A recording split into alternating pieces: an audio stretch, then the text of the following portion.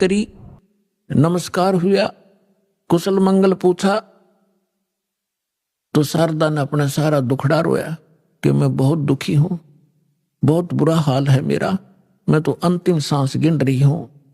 तब उस ब्राह्मण ने कहा कि आप हमारे गुरुजी से दीक्षा ले लो, आप स्वस्थ हो जाओगे।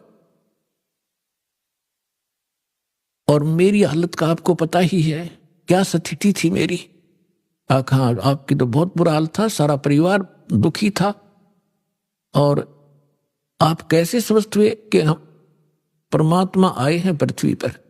शारदा तेरा यकीन होइयो चाहे ना होइयो।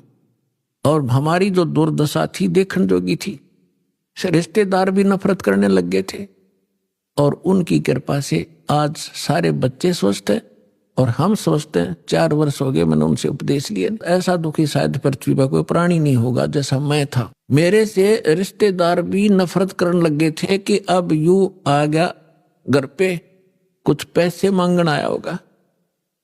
तो ऐसी दशा होगी थी मेरी, और अब वो रिश्तेदार मुझसे उधारे ले जाते। तो शारदा ने सोची, हे भगवान बड़ी दया करी, देखियो तो ब्राह्मण है, इसने तो गुरु को बढ़िया बना रखा होगा, ऊंच जाति का ब्राह्मण ही बना रखा होगा। तो फिर बैठ गई चारपाई पे। तो उसने कहा कि फिर ठीक है, बताओ मुझे आपका गुरुजी कौन है, क्या नाम है उनका, कहाँ रहते हैं। मेरे पूज्य गुरुदेव जी का नाम है कबीर। उसके वो फिर अक्सर खटक गया, कबीर वो धानक, वो नीरू का। कहा, वो ब्राह्मण बोला, कहा वही है, यस। तो शारदा बोली, तेरी शर्म भाजगी, तने इज्जत का नाश कर दिया, ब्राह्मण होकर धानक गुरु बना लिया, डूब के मर जा की तरह। ये 36 लागी सुनान। तब अब उस पंडित जी ने कहा कि मिश्राणी बात सुन ले, यह शिक्षा मेरे देने की जरूरत नहीं, मैंने देख लिया ये ब्राह्मण जब कित गए थे, जब मेरी दुर्गति हो रही थी, चोने भी ना दे थे, अंतिम सांस गिनू था, बुरा हाल हो रहा था। और ठीक है, तेरा ना समझ में आती तो गुरु जी के बारे में फालतू मत बोलिए, उठ कर चल पड़े। अब ये बात उसका घर कर गई कि सचमुच ये तो घना बुरा हाल था इनका, शारदा के, और इनका जीवन इतना सुखी हो गया। अब वो सोचन पर विवश हुई, तो वो काफी देर सोचती रही कि ये क्या बनी। अरे यह काल ने तो ऐसे ऐसे बना रखे हैं किले जाति के, ऊंच नीच के। काल ने तो इतना जबरदस्त जाल फैला रखा पुण्यात्मा, परमात्मा बिना यो टूटे नहीं। अब आप देख रहे हो परमात्मा ने सबसे पहले यह बीमारी काटी कि अब आप देख रहे हो कोई छुआछात नहीं, ऐसी दया करी। ना तो एक बाड़िया और थी, अपने ही समाज में थी, हिंदुआएं में थी, और तो देखी जाओ बाद की देखो दूसरे मजहबों से, तो यह समाप्त करी। और उस समय ये एक जबरदस्त किला बना रखा था जाति का।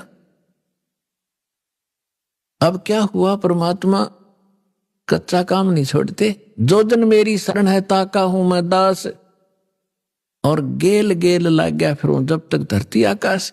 अब क्या किया मालिक ने, जिस मोहल्ले में वो शारदा रहा करती थी उसी में परमात्मा का एक भक्त रहता था, थोड़ी सी दूरी पे।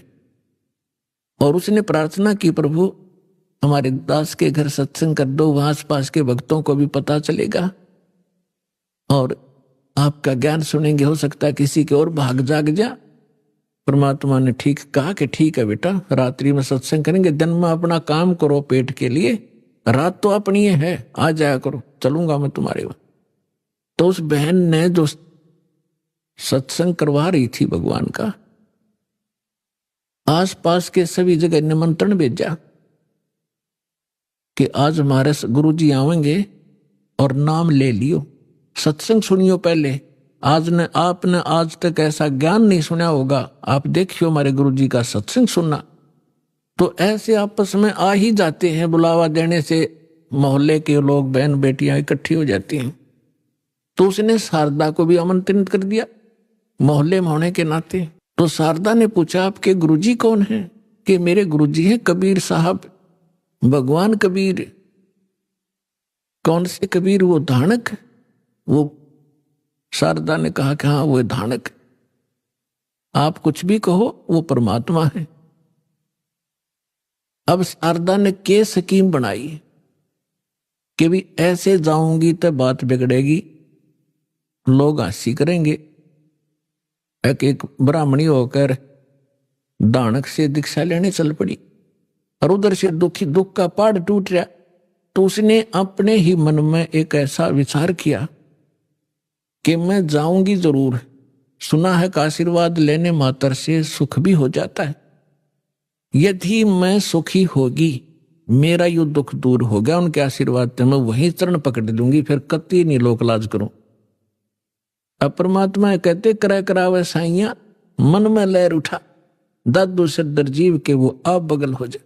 तो पहले रात्रि का समय था, पहले एक जोत जलाया करते देसी घी की, वही तो हवन का काम कराया करती और वही रोशनी का वहां चानना उसी से बनाया करते थे। एक जोत जला रखी देसी घी की, उससे आंगन में थोड़ा सा टमटमाती सी रोशनी थी। अब सभी बहन भाई आ रहे थे, एक साइड बहन बैठ रही थी, एक साइड भक्त बैठ रहे थे, बीच में रास्ता था, सामने भगवान बैठे थे आसन पर। अब शारदा आई मुंह पर घूंघट काट के, उसने ये सोचा था कि ऐसा घूंघट काट के औरतों में जाकर बैठ जाऊंगी प्रणाम कर, जैसे वो क्रिया करेंगे और मुझे कोई पहचानेगा नहीं। अब जो ही सभी बहन आ रही थी, भगवान के चरण ले रही थी और बैठती जा रही थी। अब वो आगे शारदा भी मुंह ढक्के आवे थी, परमात्मा के चरण छुए, मालिक ने सिर पर हाथ रखा और कहा, सर्वानंद की मां ब्राह्मणी पंडितानी, आज दानक के पास कैसे आना हो गया तेरा?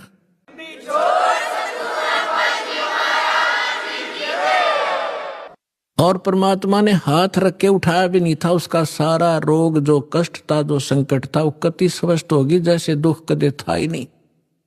और ऊपर से परमात्मा ने कहा कि कैसे आगे सर्वानंद की मां तू, एक दानक से क्या कहेंगे तेरे को, जो पंडित लोग जात से घेरेंगे।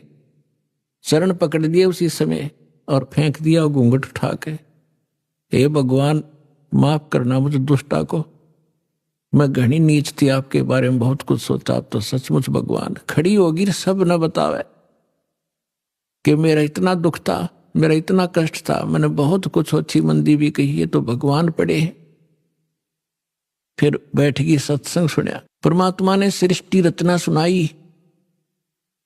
तीन देव की जो करते भक्ति, उनकी कदे ना होवे मुक्ति। गुण तीनों की भक्ति में ये भूल पड़ो संसार, कह कबीर निज नाम बिना कैसे उतरो पार। अब शारदा को जितना ज्ञान था राम और कृष्ण, विष्णु और शंकर का, ब्रह्मा जी को तो हम भक्ति करते ही नहीं थे, श्री विष्णु जी और भगवान शंकर की तो हम खूब भक्ति कराया करते। अब सारी सृष्टि रचना सुनाई और ऐसा दुख टल गया उस समय, तो सारी स्वीकार करे थी ना, तो अग्रम मग्रम भी करे, वो थोड़े बहुत हुआ, तो वो भी मालिक ने पहले उसका समाधान कर दिया और सारी सुने थी, सारी हृदय में समावे थी। लगातार उसने आसपास जहां भी सत्संग परमात्मा का होता था वह सारे जान लायक, और उसको काफी ज्ञान हो गया। एक दिन क्या हुआ, उसका लड़का जो सर्वानंद था, उसने अपनी मां से कहा कि मां, मैंने इस आसपास के सभी विद्वानों को शास्त्रार्थ में पराजित कर दिया है, अब मैं चाहता हूं कि मेरा नाम सर्वानंद से बदलकर आप सर्वाजीत रख दो। तो मां ने कहा कि बेटा, नाम अच्छी बात है, तेने विद्वानों को जीत लिया, बड़ी अच्छी बात है, लेकिन सर्वानंद भी तो अच्छा नाम है, इसमें क्या दिक्कत है? तो उसने कहा, माता जी ऐसा है ना, अब सबको अपने आप पता लग जाएगा कि इसने सबको पराजित कर दिया, सब पर विजय प्राप्त कर लिया, इसलिए मैं अपना नाम सर्वजीत रखवाना चाहता हूं। उसकी मां बोली, बेटा ठीक है, नाम तेरा बदल दूंगी, लेकिन एक विद्वान और है, उसने पराजित और कर दे। तो वो कहने लगा, बताओ बताओ कौन है? कि मेरे गुरुजी हैं और कबीर नाम है उनका, और जुलाहे की कॉलोनी में रहते हैं। कहने लगे, वो अच्छा फिर अक माता आपने बड़ा विद्वान खोजा, उसको संस्कृत भी ना आती, वो क्या जाने सदग्रंथों के बारे में। उसकी माँ बोली, बेटा देख ले, यदि मेरे से इतना नाम बदलवाना है तो उस विद्वान को इतना पराजित करना पड़ेगा, ऐसे नहीं मानूंगी, लिखवा के लाना और उनका अंगूठा लुआ के लाना, एक दो गवाह भी हो साथ में। अब सर्वानंद तो चल पड़ा, माँ का आदेश पाते ही चलता हूं। अब जून का महीना, उत्तर प्रदेश, खड़ी धूप पड़े, उधर से परमात्मा कबीर जी की एक मुंह बोली बेटी थी कमाली, वो एक मृतक जीवित की थी किसी शर्त पे, किसी कारण से, किसी सर्कमस्टांस के से। और वो लड़की फिर अपने पिता को छोड़कर परमेश्वर के साथ, अपने वास्तविक पिता के साथ रहा करती थी, युवा हो गई थी। तो वो लड़की दोपहर के समय कुएं पर जल लेने गई हुई थी मटका भरण खातिर। उधर से सर्वानंद जी आ गया, एक बैल के ऊपर सारे सदग्रंथ रखा करता, गीता, 18 पुराण, 4 वेद, श्रीमद् भगवद गीता और 6 शास्त्र। बैल के ऊपर जैसे गधे पर बोरा डाल लिया करें, ऐसे बोरा डाल के उनमें रखा करता था, सुंदर कपड़े लपेट के। उस बैल को लिए हुए आ रहा था अब जुलाहों की कॉलोनी में। पर उस समय पंडित जी आचार्य, वो भी सा विद्वान सुप्रसिद्ध, तो सभी ऐसे देख रहे थे जैसे पहले गांव में हाथी आ जाता, सारे गांव निकल कर आ जाया करता, हाथी देखेंगे, ऊपर चढ़ चढ़ कर मकानों पर देखा करते थे। तो सभी देख रहे हैं कि ब्राह्मण कैसे आ गया हमारी कॉलोनी में। अब देखो लीला दाता की, उसको इतनी भयंकर प्यास लगा दी, उसकी आंखों में प्राण आ गए सर्वानंद के, और सामने वाली लड़की पानी भरने लग रही। उसके पास आकर कहा कि ये लड़की जल्दी पानी पिला बेटी, मेरे प्राण निकलने जा रहे हैं। तो लड़की ने बाल्टी उसके कर दी, ले पी लो। करमंडल ले रहा था, उसमें डालकर गट गट पी लिया। अब उसने देखा कोई देख तो नहीं रहा तुझे, कितने दानकों के जुलाहों की कॉलोनी कुएं का पानी पी लिया। सब देख रहे थे, सब चारों तरफ देख रहे थे। तो उसने अपनी इज्जत बचाने के लिए लड़की को डांटा कि लड़की ये किस जाति का कुआं है। तो लड़की ने कहा, जी दानकों की कॉलोनी में तो दानकों का कुआं हुआ कर, ब्राह्मणों का नहीं हो सकता। ये तूने पहले क्यों नहीं बताया मुझे? पंडित जी पानी पीकर जात नहीं पूछा करते, तू पहले पूछता। जब तक तेरे पसीने आ रहे थे तेरी जान जाने वाली थी, अब तुझे जाति दिखाई देती है। मर जाता 2 मिनट तुझे पानी नहीं मिलता तो फिर कहता है बेटी छोड़ इन बातों को, यहां कबीर कहाँ रहता है? तो लड़की ने कहा कि कबीर का घर शिखर में सतलोक में रहता हो, जहां से ले ली गैल और पाँव न टेके पपील के, तो पंडित लाद रहा बैल।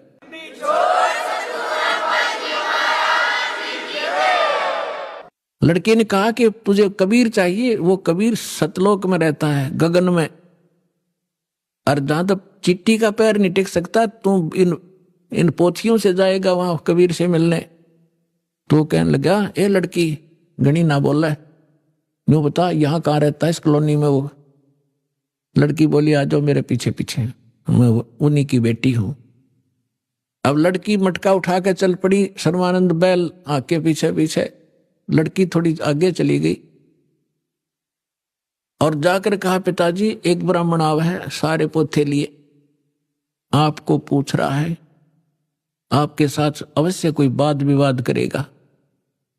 परमात्मा ने कहा, बेटा कोई बात नहीं, ज्ञान की चर्चा तो होनी चाहिए, अच्छी बात है, उसको बुला लो अंदर। वह लड़की बाहर आई और कहा, आओ जी आ जाओ, पिताजी अंदर हैं, आ जाओ। तो सर्वानंद बाहर खड़ा हो गया, पानी का मेरा लोटा भर दे, बाहर खड़ा खड़ा। लड़की ने पानी का लोटा भर दिया और कहा, इस लोटे को जाके कबीर को दे दे और इसका क्या उत्तर दे फिर मुझे बताना बाहर आकर के। अब लड़की उस लेकर उस लोटे को भरे हुए को और धीरे धीरे परमात्मा के पास गई और कहा, पिताजी एक वो ब्राह्मण युग ने ऐसे ऐसे कहा है कि ये लोटा दिया है, कहा कि इसका उत्तर दे, वो मुझे बताना इस जल को। और इतना भर दिया कि वो पानी लबालब भरा हुआ था उस लोटे के ऊपर तक, उसमें जरा सा भी पानी डाल दे तो बाहर जावे, इतना फुल भर के दे दी। परमात्मा बोला, ठीक से बेटी। परमेश्वर ने एक बड़ी सुई थी, वह सुई उठा कर लोहे की और उस लोटे में डाल दी, कुछ पानी बाहर निकल गया और कहा, जा सर्वानंद को दे दे बेटा। वह लड़की वापस आई धीरे धीरे। अकलो पंडित जी, सर्वानंद ने पूछा, क्या उत्तर दिया तेरे पिता ने? कि बोले, कुछ नहीं, इसमें एक सुई डाल दी।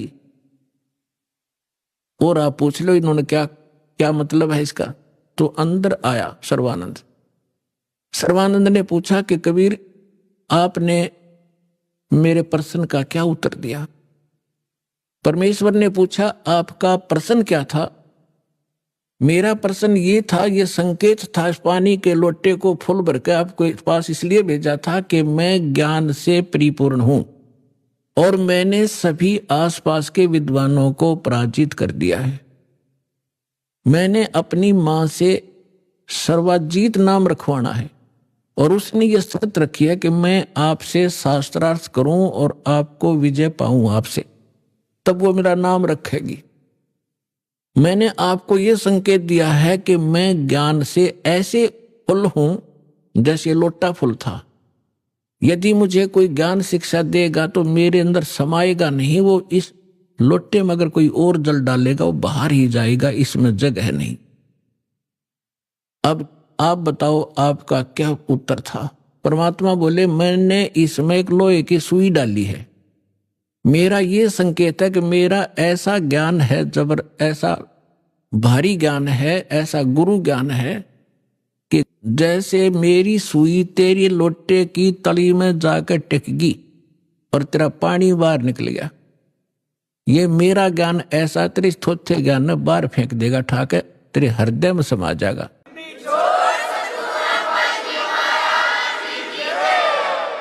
और ज्ञान सब ज्ञानड़ी, कबीर ज्ञान सो ज्ञान, जैसे गोला तोब का वाई करता चले मैदान। अब सर्वानंद ने कहा कि ठीक है, आप करो शास्त्रार्थ। उसी समय वहां आसपास के जुलाहे और उनकी गोष्ठी सुनने के लिए आकर बैठ के, वो बेचारे भोले भाले अनएजुकेटेड सामने बैठ के। तो सर्वानंद ने कहा कि कबीर बोल, क्या प्रश्न करेगा? परमेश्वर ने कहा कि कौन ब्रह्मा का पिता है, कौन विष्णु की मां, शंकर का दादा कौन है, पंडित जी दियो बता। ब्रह्मा विष्णु महेश के माता पिता कौन है, इनका दादा कौन है? अब सर्वानंद की बुद्धि तो वहीं टिकी हुई थी, ये सर्वेश्वर है, महेश्वर है, इनके कोई माता पिता नहीं है। आप ऐसे ही कह रहे हो, इनके कोई माता पिता नहीं। अब परमेश्वर ने कहा कि आप देवी भागवत 3रा स्कंद निकालो और उसमें ये स्वयं स्वीकार करते हैं। देखिएगा, श्री देवी भागवत यानी देवी पुराण, सचित्र मोटा टाइप, गीता प्रेस गोरखपुर से प्रकाशित है।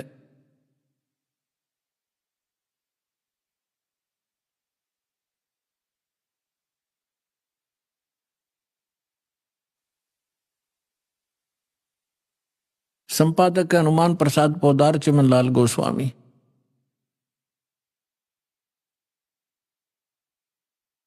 और ये गीता प्रेस गोरखपुर से प्रकाशित है। इसके 123 पृष्ठ पर देखिएगा।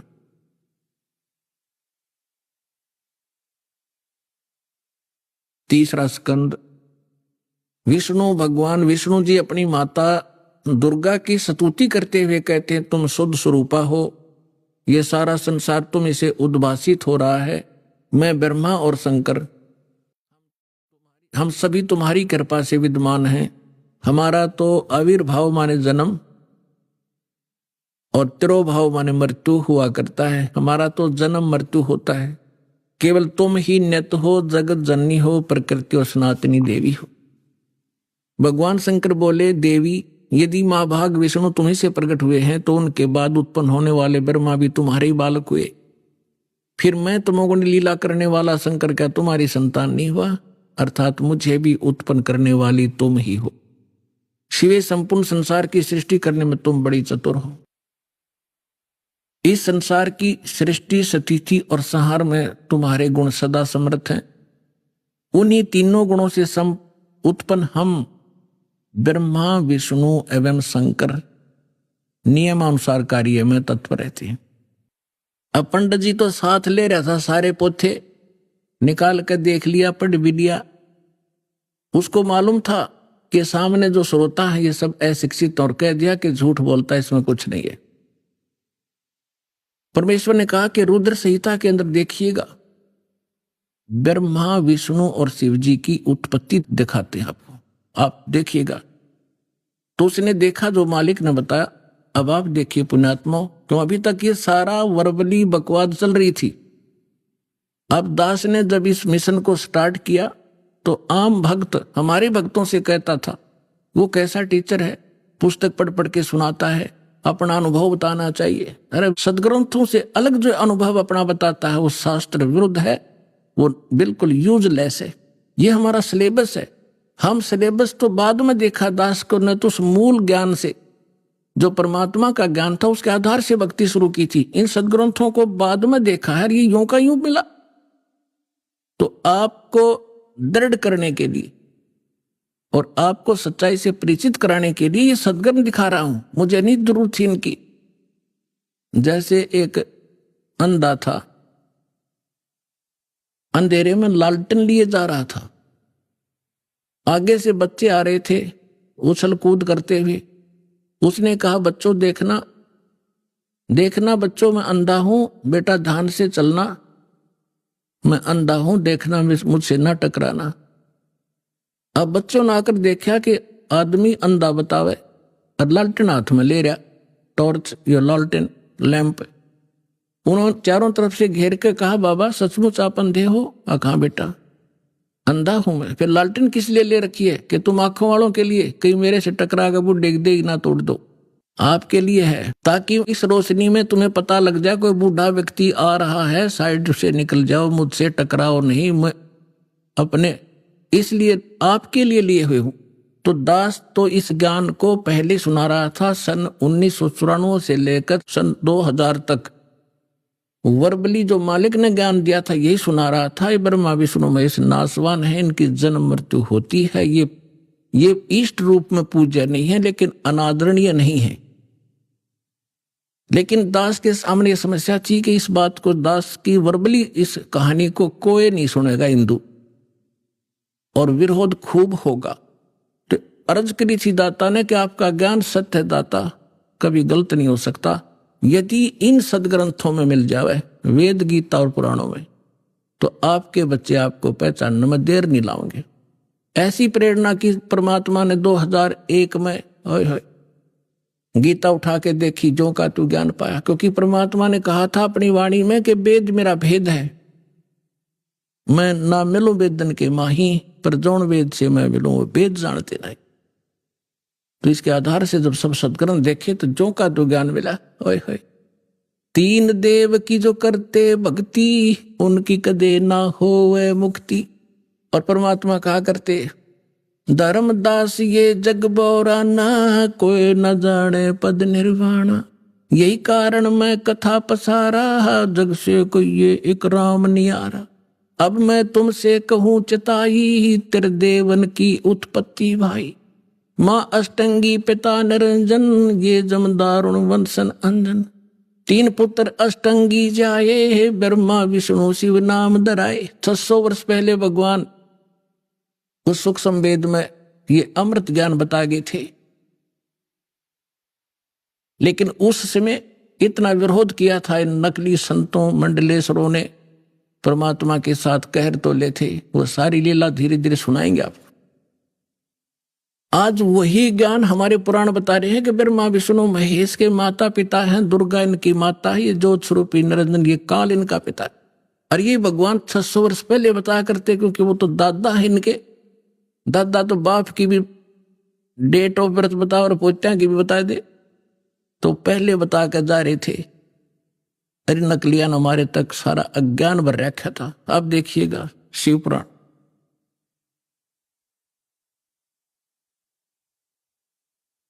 ये संक्षिप्त शिव पुराण सचित्र मोटा टाइप केवल हिंदी गीता प्रेस गोरखपुर से प्रकाशित है। इसके संपादक कौन है?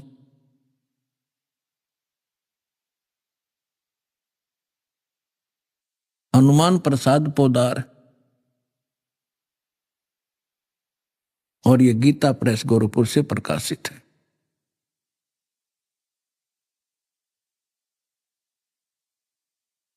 ये देखिएगा, ये है रुद्र संहिता, और यहां अध्याय नंबर 5 हम यहां पर पढ़ेंगे थोड़ा सा। अपने पुत्र नारद की यह बात सुनकर लोक पितामह ब्रह्मा वहां इस प्रकार बोले। हमने 98 से प्रारंभ किया है, 98 से 98 से। अब हम 99 पर पढ़ देंगे, 99 पर।